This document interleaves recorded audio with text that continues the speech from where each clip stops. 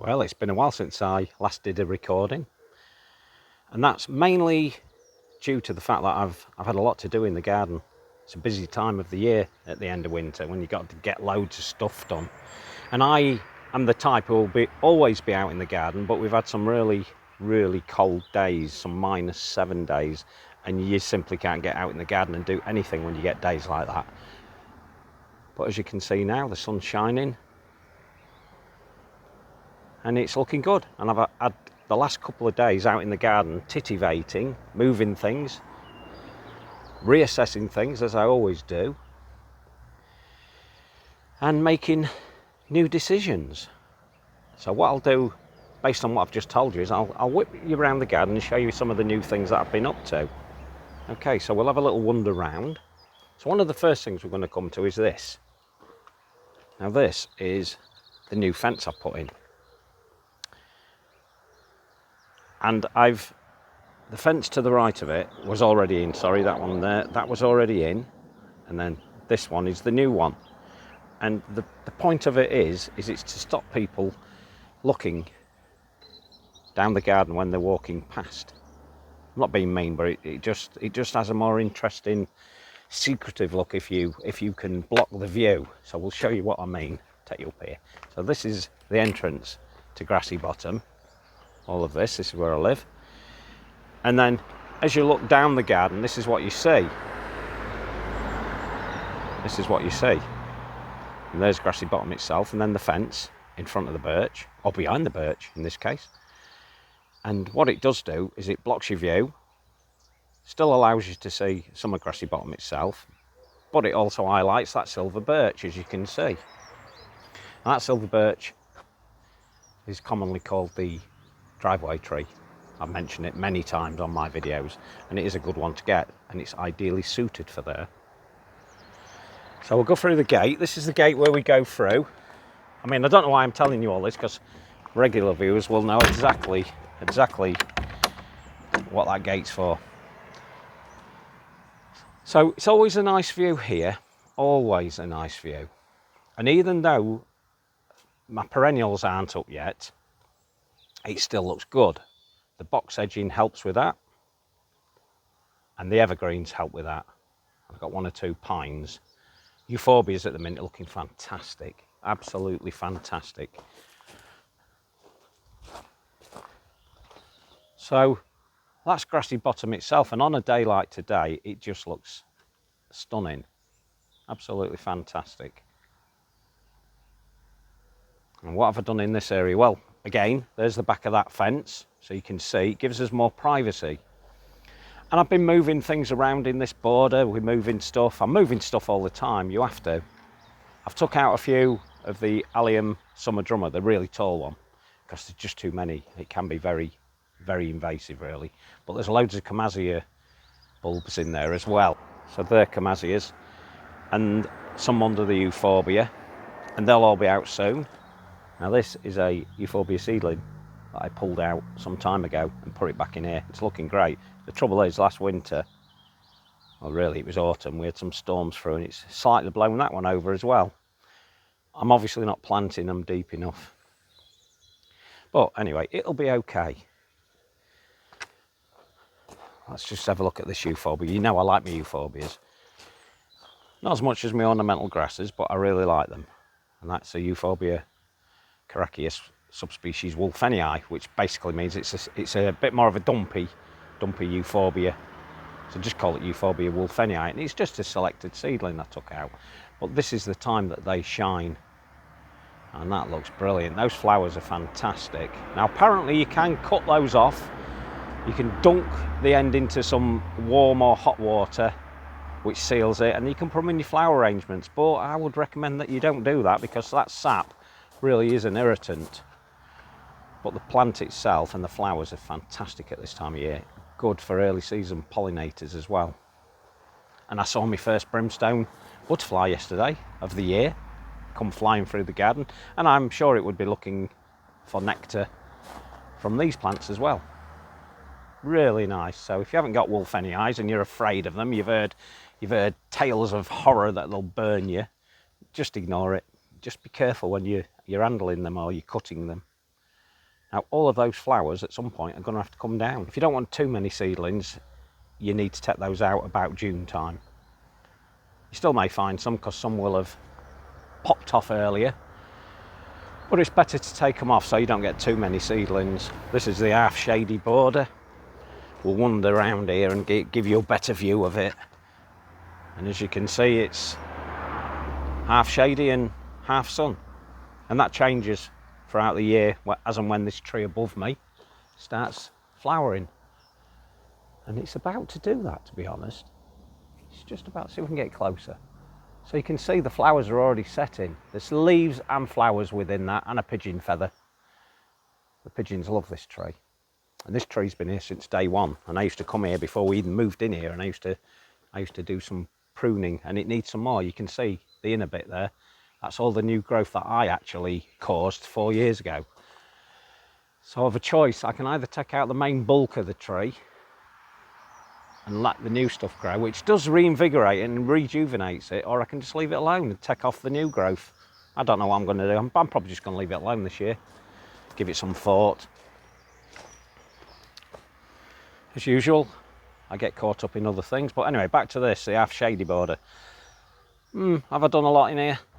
Yeah, I've moved things around a little bit. I've took splits. This one's a Berginia called Alexander's Great, and there's half of that missing now, and I've got 3. I've split that half that I took away into 3, and that's in different areas of the garden. Worth doing at this time of year. Great time of the year to be splitting your perennials.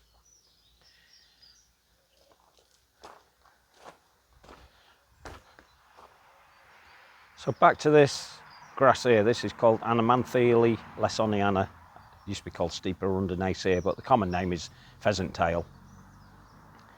And I often tell you that this is a short-lived grass, which it is. You can get between 3 and 5 years on this one if you're lucky. If you're lucky. And I'm hoping to get another year out of this, but I've been toying with taking it out because there's 2 or 3 plants it is now covered that I'd forgotten about. They will push up and through it because they're tall perennials.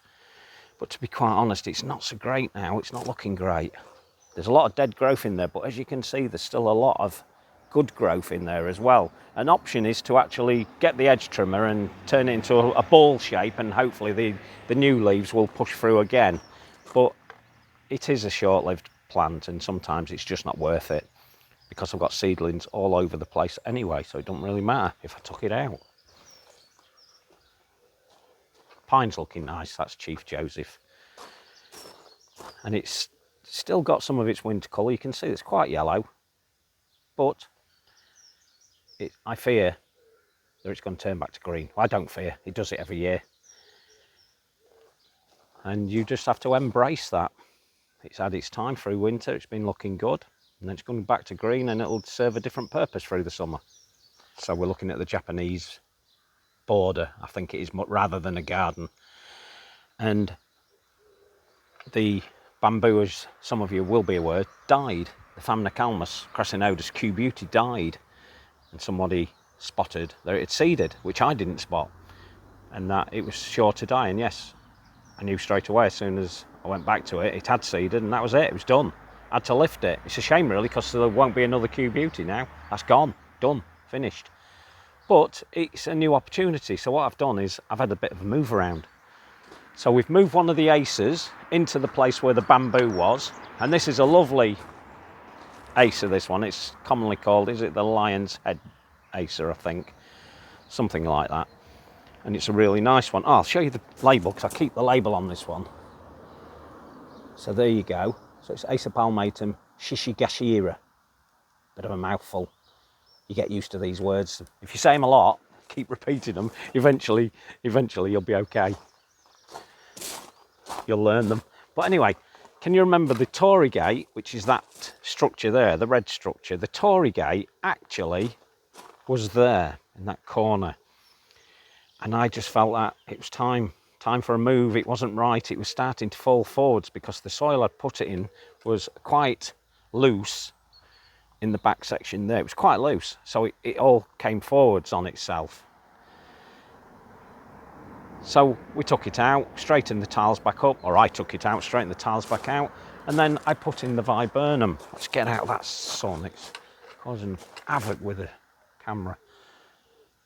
So yeah, I put the Viburnum, and that's Viburnum cinnamomifolium in the background there, about to flower. Now I took a big clump out with that. I take it out with a big clump around the root, so it hardly remembers or hardly knows that it's been removed. It's easy to do. Just get as big a clump as you can with a spade and get your hole prepared first, and then just put it straight in and just dunk it with 2 gallons, 4 gallons of water.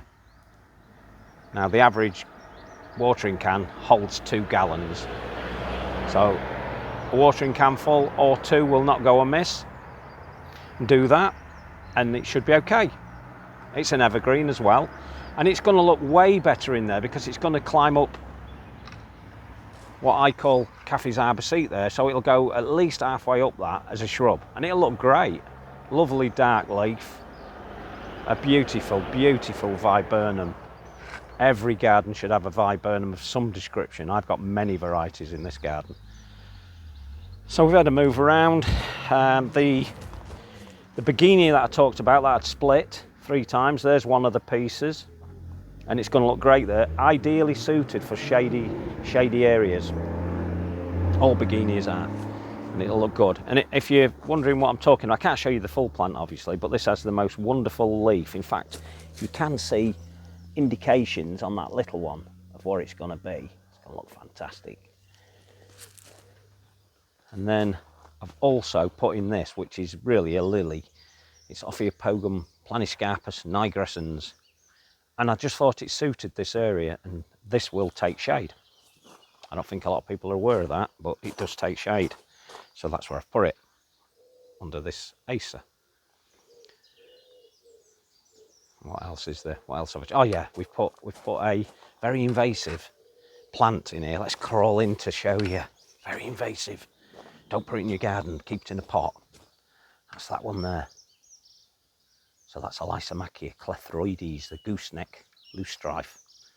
And it can take over in there for all I care, not bothered. It would prefer more sun, which would get it going quicker, but to be quite honest, I need to slow it down. It will get enough sun in there to actually, or enough light at least, to grow quite well. But we shall see. I might have got that wrong. We'll see. But I did see up at Yorkgate Gardens near Leeds in the UK that they planted it in a similar position. So I thought, well, I'll give it a try here. Because I've had it in a pot for the last 4 years. In fact, every Lysomachia clethroides I've ever had, I've always kept in pots. I have to, because, you know, it will just run riot around the garden. So there's a close-up of the Viburnum, and it is, honestly, it's a beautiful Viburnum. And it's about to flower. A lot of Viburnums are starting to flower now. That's a nice view. That's a lovely view. I mean, sometimes you've got to come out at this time of year because not all the plants are up. So you get to see through things. Like I'm getting to look at the deck at the minute. It'll be completely screened by all the plants that are going to grow. And the bamboo, that bamboo I talk about, the Fargesia, and it's formidable, it's called, so you can imagine, and it's called Robusta, so from those 2 names alone you can imagine it grows quite quick, but it's Fargesia, so it's clumper, always be a clumper. And you can see that clump now is doing really well. I just wish it'd get a little bit taller, but it is what it is at the minute. It is getting taller, and it's doing really well. I don't give it any water or anything now, it's just left to its own devices. And it's doing the job I'd intended it to do, which is block that seating area behind it on the deck, so we could have a bit of privacy. Not that people are nosy, but, you know, sometimes I like privacy. So, let's have a look. So, the Fatsy is doing well. Fatsy is doing very well. And, let's have a look again. This bamboo. Another Fargesia, and that's Obelisk, and I am so impressed with this bamboo. Let's hope it don't flower. That'd be my luck, that this will flower this year and die as well. Because lots of bamboos do flower sporadically, and then they're gone. As you know, when a bamboo flowers, it's done, finished. Rarely will you ever get one back. But this bamboo, I do like it. Now, I had a look the other day, see if we can find one for you. Now, I saw this described as Let's have a look. Here we go. Now, I like the description this chap gave it. Sorry about all the clanking. There it is. There's the Miscanthus lutaria riparius. Now, they called it fangs. The new fangs are appearing. I thought, wow, that's a great description. Love it. So I'm going to call them fangs from now on. So it's away. It's away, which is good to see. And I did what I said I was going to do. I left all the cuttings of the leaves and it's formed the mulch. You should do this on all your garden, to be honest. I've started clearing some of the rubbish away because it's blowing into the lawn, which I don't like the lawn, do I? Or the grass paths. And I want them gone. But they are where they are for now. We shall leave them alone. So we've got this plant. Now, I don't know if anybody's really aware of this one. It is a very nice plant if you've got a shady area that's dry. And it's called Telegraph grandiflora. This particular one's purpurea. And there's another one. And I've moved several of the seedlings because I wanted them in other areas, which is good as well. Telegraph pergola is looking fantastic. Now stuff's starting to grow. We better have a look, haven't we? Here's the first plant growing up it. That's going to cover it on its own. That's commonly called the chocolate vine. And then we have a very thornless rose here. It's a Banksii rose called lutescens. And it's away, and it'll produce loads and loads of little yellow flowers all over it. It'll be one of the first to flower. Now that plant alone could cover this Telegraph pergola, should it wish to, and should I wish it to. But we have to do some pruning because I want to keep, well, I've got four different climbers. Here's another one. And this is a wisteria called amethyst. It's a sinensis type. Now there we go, look at that. Got to be flowers then. And the scent on these is amazing. And as you can imagine from the name, amethyst, it's an amethyst colour. And it's a beautiful colour. And then we have this as well, a rose. That's a Rosa Gertrude Jekyll. New in last year, doing quite well actually. That's fine. And that's going to crawl up there as well. Just got to give it time. Let's have a look at this view. I always like this view. Oh, I do like that view. It's so inviting. And the little pillbox, as I call it, the little structure that lets you through to the nook, is kind of inviting when you look at this. It sort of drags you down. That's the intention, is to make you want to go down to see what's going on. And we'll do that in a minute. So, Euphorbia malachi has been looking stunning. Now the colours, you probably just make out the colours on the tips. They have been so deep through that cold weather, as I said they would. And they've looked fantastic. But now they're slowly dissipating. The colours will slowly disappear. Let's go and have a bit of a closer look for you so you can see what I'm waffling on about.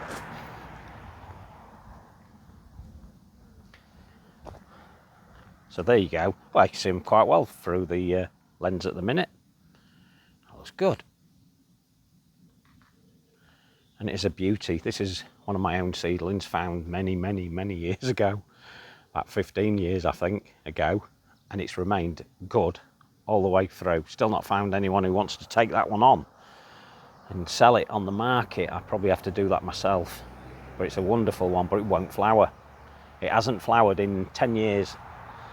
Very long lived as well, I've noticed. And the best thing, as I always say about this one, is it has this lovely pewter blue colour through the summer. So I'm going to take loads more cuttings this year, and I think I'm going to have to start selling them myself because I need to distribute it around. We need to keep that one going. It is a good one, worthy. Even if it doesn't flower, it's beautiful. Just the shape of it and the structure and the summer colour is fantastic. I'm going on, Anna. I'm waffling on about it. This is purple and gold, one of the parents, I believe. Now it's not done so well. I said purple and gold does not like the cold. It's very soft in winter. It doesn't like it. Now hopefully we've got enough new cuttings in there to be able to keep this going. So I will have to take lots of cuttings. When do we take cuttings? I hear you scream. Well, we take them in May. It's the best time for euphorbias of the Wolfenii types, which these are. And that's when I'll take them because I need to save it. got a little Phyllictrum here. I'm trying to think which one it is. It's the yellow coloured one. I can't remember its name. I'll put it on screen for you. It's tiny at the minute, as you can see. That's going to be 7 foot before it finishes. It's amazing, isn't it, from that little stump. Now, this is the very first plant I ever put here at Grassy Bottom. The very first one that I ever dug in when this was just grass, and I just dug the corner out and I planted it there. And it's so reliable, this particular miscanthus. I'm showing you a stump. You ain't going to have a clue what that looks like. But it's wonderful. And what I did do a week ago was I put a spade through that. Well, actually, I put a tool through that I call Arnie. It's named after Arnold Schwarzenegger, because when he's involved, it's terminal. Whatever's in there is coming out. He's a very robust spade. And I put that in there ready to separate the root, because I want to take this as a split, and I could probably get 3 good splits from that one itself, but I'll probably split it in half, put them into bigger pots, because miscanthus prefer to be split into bigger sections, even though we can successfully turn them into one little sprout. That's more if you've got a greenhouse to put them in to protect them. So I tend to wait a bit, and it's not the time really to take the cuttings or the splits, but I do take them at this time of year. Now we've got Nandina domestica here. I don't think it's firepower, this one. I actually rescued this from an house where someone had abandoned it. Can you believe they abandoned it? It was half the size it is now. And I think it's one called Obsessed. Now I've moved it here because I had it in the half-shady border. And I read up that it requires sun to get the best of the colour in autumn. So we're gonna put that to the test. Moved it. There it is. View across the gravel garden. Looking good. And you can see the new fence up there, and the Wolfenii, the Euphorbia Wolfenii, stands out a mile. It's beautiful. So, what else? Here we go. Look, this is brilliant. Right, I don't know if you can make it out, but there's loads of bees in there. Honeybees, little honeybees have started coming out. It's warm enough. And that is a lovely, lovely plant. Let's get closer. Let's get closer. So it's Elleborus argutifolius, and in spring like now, this is a fantastic look, those big flowers, and I think you'll be able to see some of the honeybees flittering around in it. Early season pollinators, there'll be solitary bees coming in for it as well. You can see there's several on it. Hopefully you can make those out. In fact, let's get closer. We're not going to disturb them, they won't care. Let's have a look. There's one over there. There it is, look at that. Busy as bees. In this case, I'm sure they're honeybees. We have people in the village that keep honeybees, so I'm nearly 100% sure that's what they are. Have I missed anything? I don't think so. The Euphorbia that doesn't like the cold, you can see. Let's move you across to it. There you go, damaged. Won't matter, cut all that off. Some are looking good. And this can make, I think, about 7 foot eventually, if I let it. But I will be pruning that back. I'd secretly hoped it'd die, give me the space back, but anyway, it is what it is. It's doing well. I think it's just doing it, staying alive to be awkward. Looking forward to this grass this year, Cortaderia Patagonia, that I took a split of 2 years ago off the main clump. Although it looks a little bit worse for wear, it'll be fine, it'll come good. And that'll occupy all that space there, no problem at all. And then we've got Allium Globemaster there, them little green shoots. Hey up, he's on the prowl. He's loving it now, him and Spud, because it's now warm in the garden and they like it, they prefer it. Don't you, mate? He's huge, that cat, he's absolutely massive. Like a tiger. He's patrolling his territory. Okay, Formium, don't often show you this one. I believe it to be Cream Delight. I thought it was Yellow Wave at first, but I think it's Cream Delight. In fact, I'm 99.9% sure that is Cream Delight. It's wonderful. I bought another one yesterday. In fact, we'll take you to see it now. We'll go and have a look at it. Got to be careful when you buy phormiums because they're not very hardy. Some will survive and some won't. Particular varieties will survive quite well and other varieties will die at the first sign of frost. So you've got to be careful. Now this is a new one to me. What's it called? I won't have to put this up on the screen for you. There you go. Phormium Gold Sword. Wonderful, wonderful. Very similar to Cream Delight. I've put it there because I know it'll look good with the Telegraph pole and the rose behind it, the Banksy eye behind it. It'll look great. Just got to give it time. Again, it's all about maturity. Things are growing well. Got some tulips there. I'm not a big tulip fan. I keep them for Kathy. She likes tulips. To be honest, I hate them. Don't tell her.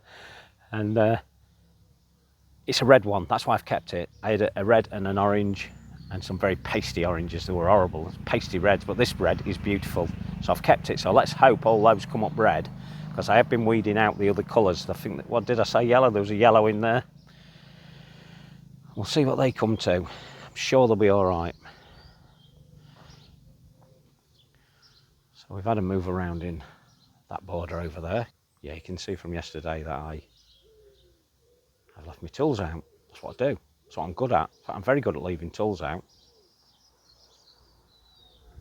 And the reason I do it is because I know next day I'm going to probably come out again and do something. So I leave them here. Wildlife dip pools. Cleaned them out finally. You can see it's fairly clear. It's got a little bit of scum on top of it, but it's looking good. And I've added to the clay pipes. Another little job I've been doing. Adding to those, and we've put 3 Achnitherium Calamagrostises behind it. You can see them there. 3 of them. Probably just make out the tufts. Let's point them out to you. 1, 2, and 1 further over 3, and they're going to look great. I could have got away with 1, but what I've done is I've split out the main plant and put it there, and then I put some into pots as well, and I've split them from this section here. Can you remember last year I was whinging on about we had too many grasses in this area, and I've took it. It was exactly there. It's gone. There's a Liferum in there, a beautiful one, and then I moved one of the grasses at the end of last year, which is one of the big Miscanthus giganteus types called gilt edge. Them little stumps, they're nothing at the moment, but they will come good. We've got lots of new growth coming up, lots of new growth. Another Viburnum here that I highly recommend. This is Viburnum Davidi. That's one single little plant. Shouldn't get much taller than the wall itself. It'll probably go 6 inches above the wall, and it'll probably remain quite squat. It might cause a bit of a dome over it, over the top. As you look from the side, it'll look a little bit taller, but apart from that, it shouldn't get too big. And it's good. And if you've got a problematic area with trees and shade and dry, get that in there. It'll do really well for you. But make sure you water them in well, and keep watering in the first sort of year, maybe 2. Now let's take you to prove that point. There's 3 here. There you go. All those 3 Viburnum Davidis, all under that tree, that holly. That holly, I have to do a bit of work on this holly. There's 1 or 2 branches that need removing, and I shall remove them. Just little branches, but they need to be moved to allow other plants to do their thing. We haven't looked at the Nook. Should we have a look at the Nook? Yeah, come on. Come on, I'll treat you to the Nook. See if there's anything changed in the Nook. So it's a nice little walk up here. Lovely day. It's a Sunday today and the sun's out. It was out yesterday and the day before. It was lovely. Oh, here we go, look. There you go, the Nook. A little sign that Kathy made for me. Not bad, is it?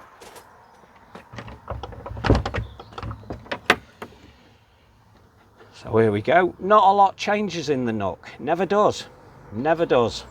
Because of what it is. I just want it to be there. Got a few ferns in here. And then a little shrub, which can be a tree. Not here though, not for me. It'll never make a tree, but it has made a tree in York. I noticed one in York and it made a tree. They'd had to cut that down as well. It was so big, couldn't believe it, but it was close to the river. So it kept the coldest of the weather away from it. And then another euphorbia. I really do like my euphorbias. They are good fill-in plants and good if you're trying to grab someone's attention. They're statuesque, some of them, they're beautiful. But this one is quite an invasive one. And by invasive, I mean a bit of a spreader. It's not too bad. Keep it in an area where you can control it and you'll be all right. That's whistleberry garnet. And it's starting to flower, as you can see. And it's a very, very good plant. Especially if you've got a woodland area. This is better than the one that most people use, which is Robbie Eye. This is way better. Way better. And then we shall step back and have a look at the bamboo. You know the bamboo that died? Has it sprung to life? No, it hasn't. That's a different one. That's Shizegu. I'm not sure I'm saying that right, but it's Shizegu. And it's Fagecia type, obviously. And it will get to about, I think about 7 or 8 feet. That was split off the main plant some time ago. And where the Tory gate was that I showed you, that's where that's come from. So I've took it, put it down here. And as luck should have it, I took a split off it. And that's now in a pot. And that should do well as well. Berginias, right, Berginias. It's not often I see this one flowering. But this year it's decided it's going to put on some lovely flowers. Now I've got a right collection of Berginias going. And in fact I bought another one yesterday. And I just love them. Because you can plonk them in an area where you have problems. And they'll do really well. Without any looking after. And they have some beautiful flowers. Now that one is more of a lilac. And I think this is just a Berginia cordifolia of some variety. And it looks wonderful. And again, good for early pollinators. Nice leaves. They get bigger than that. Some get really big and some go purple. And the one I bought yesterday fits that criteria. So let's wander up now I've talked about it and show you which one it is. Just close the clunky door. There we go. There's the Telegraph pergola we'll walk through, and I will walk you up to show you it. The plant I bought yesterday.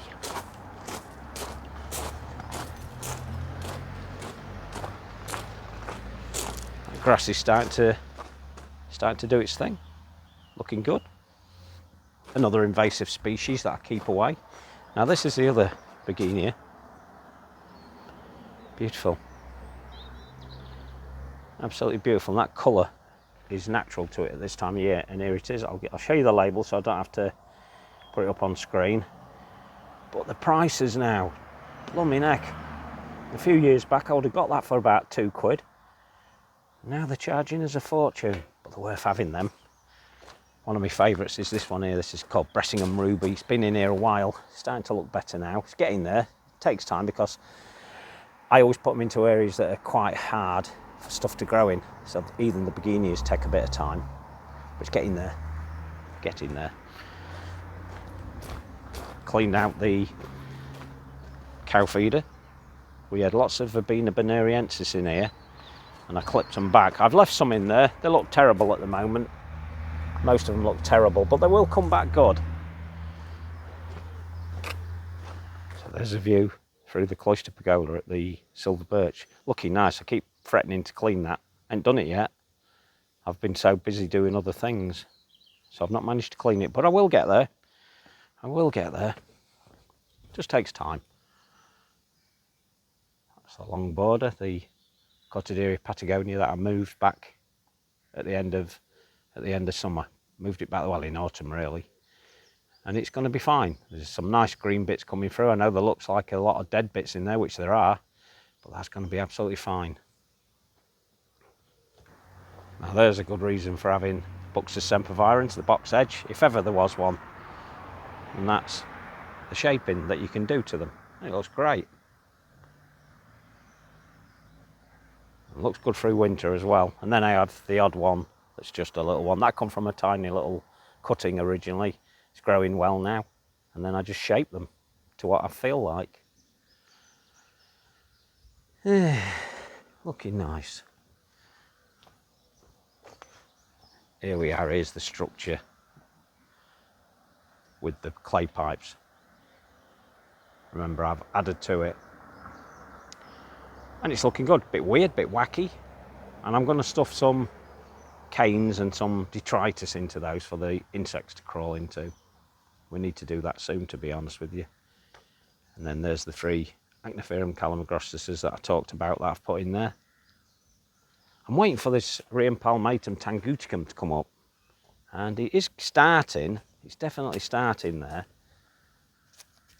Yeah, but it's not away properly yet, and it's just hanging on, which it needs to, because if we get some late frost, which we will inevitably get late frosts, then it will ruin the leaves if we're not careful.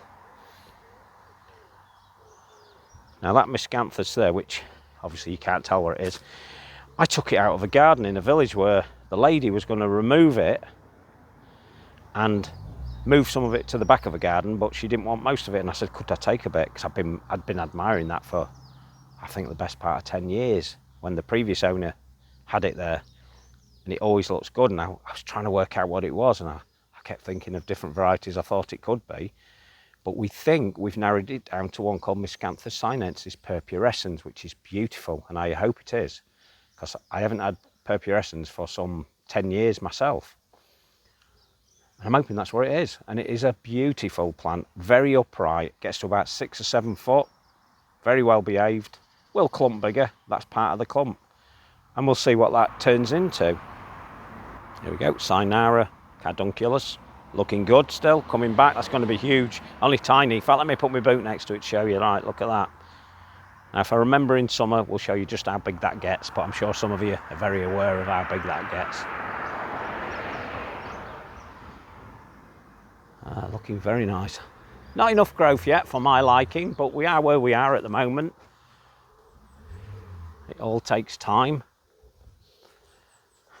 Let's see what goes on. I've got some monkshood here. Des, my neighbour, bought some. He says he pressed the wrong button and he ordered too many, so he's brought some down to me. And this one is an aconitum called Arencii. Quite a common one, but very nice. So I'm going to put them in there. That's why I've left them there. In fact, I should have planted them yesterday. I forgot. Roses are starting now. Well, they've been going for quite a while, but they're looking good now. Lots of new growth on them. Doing very well. So I think I remember talking about this area and this path, and that it was really annoying me because I couldn't cut the grass properly and it was just always in the way. And I said I wanted to just put some like these slabs, these basic concrete slabs, and I think it looks good. Personally, I think it looks good. Don't know what you think, but just something as simple as those slabs are doing the job. I no longer have to worry about cutting the grass up there because you couldn't cut it, couldn't get close enough to the railway sleepers on the right or to the left. Couldn't do anything about it. Just had to let it grow longer in those sections. But now it's looking good. Trouble is, cats are coming down here, scrawling it, doing their business. You can see in there, cats have been in there. But I've got some nice plants coming. This one's Lamium orvala. It's beautiful. I love it, the dead nettle, a big one, a bigger clump of forming one. And I've got several around now. They come from seedlings, these two, and they're good, they look great. And I put them there because they'll do really well. But the Telema I talked about earlier, Telema grandiflora purpurea, that's it there. Not very purple at the minute, but they never are very purpley. I think it refers to the flower as well, but they're nice. And then we've got this little plant. Now I've forgotten the name of this plant because I pulled it out from underneath an acer. Forgot to put it there 2 years ago. I will look that up and that will spread. It's a very spready plant, by the way, and it will spread all over. I'll look it up, and to be honest with you, I cannot remember the name, but it will cover all that section there, and that's the reason I put it in there, so it spreads. It may prove to be a bit of a pain in the bum in the end. I might remove it, but who knows. Another rose. It's looking very healthy, this one. I love this one, actually. It's very nice lilac-y colour. In fact, it's called Lilac Bouquet, and it's very nice. I've done all my rose pruning. If you haven't, you should. So let's see what we can see now. I'm holding this up and hoping you can see that there's some new growth up there. Not sure, because I can't see this far away. There's another bit there. All new growth. It's all doing well. And this is near the polo. Doing very well indeed. Another viburnum there. I moved it there. Now, yeah, you'll notice a change here. Forgot about this, didn't I? Can you remember I said I'm going to take away that cow drinker? And I have. I've took it away. Now, rightly or wrongly, I removed it completely. I wanted to keep it against the back to disguise what's going on behind there, but we've got some good ferns there that are going to do that job over time, more naturalistic. The cats both go under there when it's raining and sit under there. But I'm going to try and do something really about the front. So I might put slats of wood dropping down, or I might put slats of wood going across just to disguise it, but to make it look nice. In fact, something, imagine this here, that would look fantastic under there, and it would disguise most of it, but it would be interesting enough for you to still see through it. Look great. So we'll do that. And then what I've done is just added these four, well, these old plants back, and they're from a local company called Lincolnshire Plant Supports, and they made these and they look fantastic. And I've just put them there. I don't know if that's going to work long term. We'll see. There's a lot of new plants I've put into it and old plants that I've put back in from out of the cow drinker itself. I've put them back in and added new varieties in here as well. So that'll all be exciting when it gets going, but we'll just have to wait and see. And the other thing I've done is I've painted the pole black, as I said I wanted to do. Done it now. I think it looks a lot better. In fact, let's scroll you up so you can see the dove coat or the bird coat, call it what you will. And it looks way better. Look at that blue sky, isn't it lovely? Long may it last, but I don't think it will. So, here we are, the Calamagrostis border. A little bit late this year. Last year, I remember at this time, it was probably double the height of those grasses, but they're going to do well. They're doing very well, actually. And time will have a totally different scene here, as you know. And there's the allium summer drummer. Now, I've said they can be very invasive, so be careful with them. I'm going to remove some of those. Last year, we had 3, I think, because the cats ran through there and absolutely knocked every one of them but 3 down. This year, look at them. There's too many. I wish they'd have gone through again. Knocked them down, but there's just too many. So we'll still remove them, but I'm leaving them because I want to see what they're going to look like as the grass comes up, and beyond them, they should look brilliant. And then after that, in the summer, you'll get the allium flower pushing up. It'll look fantastic. Now, if you've never heard of this one, it's called Calamagrostis Waldenbusch. Very fresh green colour indeed, compared to Calamagrostis, which is that one there. So he's not as green and not as, well, thick. Now, out of the two, this one will have a brilliant look once it flowers, and the flowers are beautiful as well, or the seed heads, call it what you will. And the Calamagrostis will have, but the Calamagrostis has the edge on it because it lasts longer, and long term, through the season, Calamagrostis will definitely be the better out of the two. But Waldenbusch is definitely worth getting. I've only got 1 plant. I must have took the rest out. I thought I had 3 or 4 in here, but I do move things around, as you know. We've put the bird drinker there, looking good in it. We can sit and view those now from there. In fact, when I finish this, I'm going to go and have a cup of tea with my daughter. She's come down from St Andrews, so we'll sit and have a cup of tea. What do you mean I should be in there having a cup of tea with her now? She's travelled all that way. Well, she came down for a party, didn't she? So she's just visiting me. She's very important to me, but so is the garden. Not in equal measures. She's far more valuable to me than the garden ever will be. And here's that Buddleia, Bressingham Bountiful, looking good, virtually evergreen, and it's stunning, actually, stunning.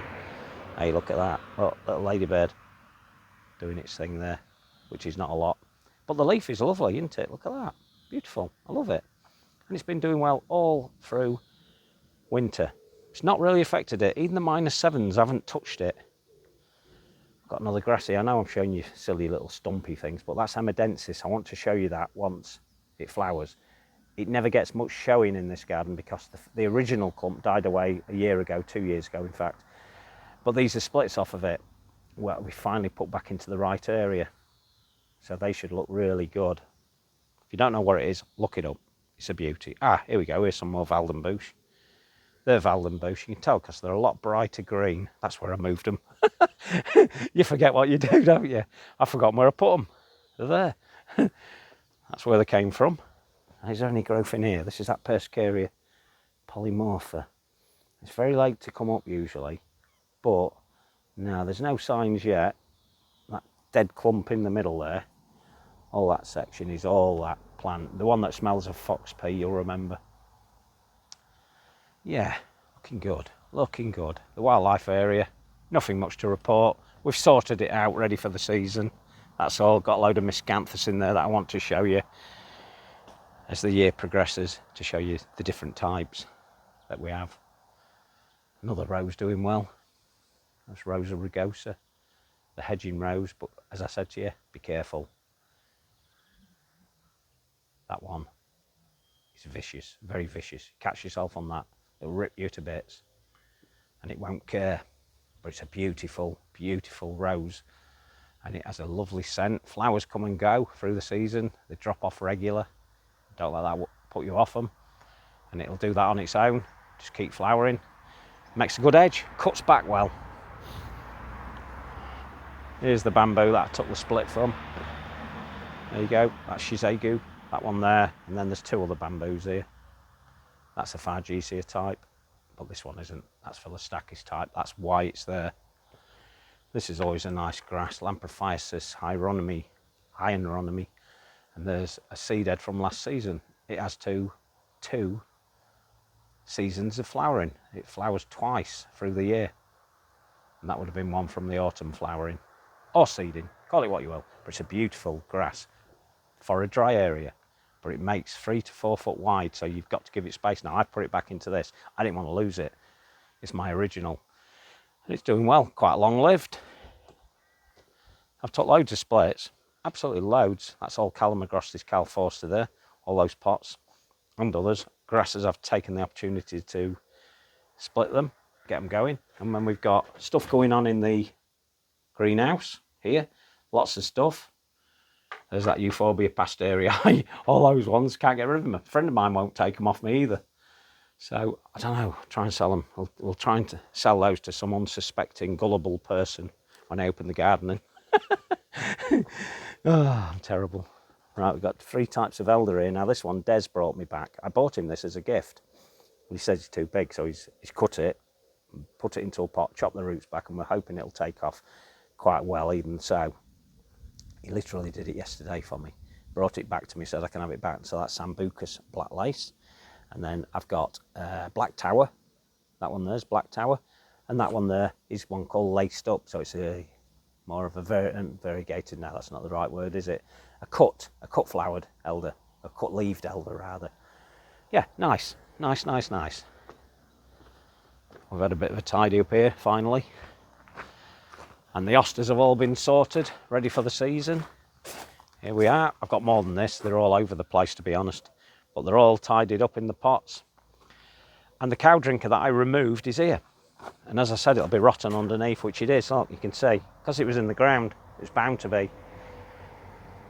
And I would have put some of those in as well for drainage.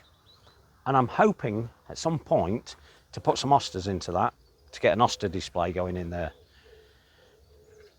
But I haven't fully committed to that yet, because sometimes it'd be nice to put other plants in it and probably put it in more of a sunny area and have different things growing in plants rather than the hostas. But hostas would look really good in it.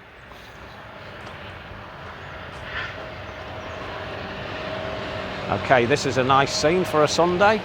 There he is, driving his tractor.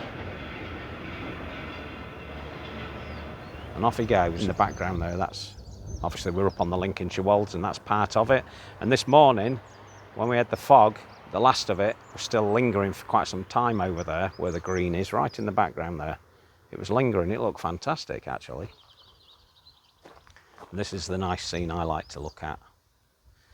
I like to take pictures of that, which is, it's a nice area to sit. I still remember me and Des putting that up in the worst of the winter, and it was freezing on the day. It was hailstoning, raining, you named it, and it did it. It was terrible, but on days like today, wow, what a good move. So here's some more of the hostas in pots. That's the water feature. We'll put that on as summer approaches. No point putting it on now. We don't come out here enough to justify putting the tap on. Another bamboo. If the Statuesque types, I keep them in pots. I don't allow them in the garden. And this is a nice euphorbia for you. This is purpurea. It's not as purple as it was a week ago because it's warmed up now. And you get the best of the colour when it's actually cold. Yeah. So it's all looking good. It's all looking good.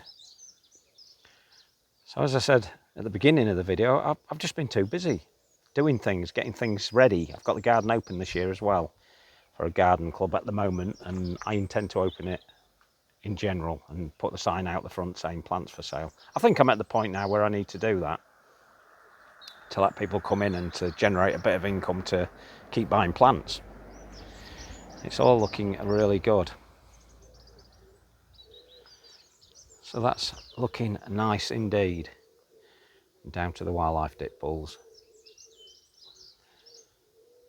So I hope you've enjoyed that little tour. I hope you haven't missed me too much because like I said, I haven't been doing any videoing. I've just been too busy. But now spring is well underway and the garden is looking fantastic. I'll talk to you on the next one. Ta-da!